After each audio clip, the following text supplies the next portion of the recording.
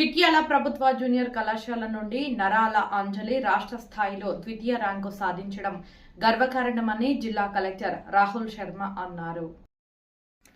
జయశంకర్ భూపాలపల్లి జిల్లా చిట్యాల మండల కేంద్రంలో ప్రభుత్వ జూనియర్ కళాశాలలో ఇంటర్మీడియట్ ద్వితీయ సంవత్సర పరీక్షల్లో రాష్ట్ర స్థాయిలో ద్వితీయ ర్యాంకు సాధించిన నరాల అంజలి, అలాగే ఇంటర్మీడియట్ మొదటి సంవత్సరం ప్రతిభ కనబరిచిన ప్రణీత, భరణి, లోకేష్లను జిల్లా కలెక్టర్ రాహుల్ శర్మ శాలువాతో ఘనంగా సన్మానించారు.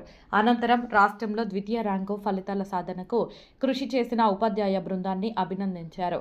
ఈ సందర్భంగా వారు మాట్లాడుతూ చిట్యాల మండలంలోని ప్రభుత్వ జూనియర్ కళాశాలలో విద్య అభ్యసించిన విద్యార్థిని రాష్ట్ర స్థాయిలో ప్రతిభ కనపరచడం మన జిల్లాకు గర్వకారణమని, మన జిల్లా ఖ్యాతిని రాష్ట్ర వ్యాప్తం చేశారని, అంజలి సాధించిన విజయం ఇతర విద్యార్థులకు ప్రేరణగా నిలుస్తుందని వారు తెలిపారు.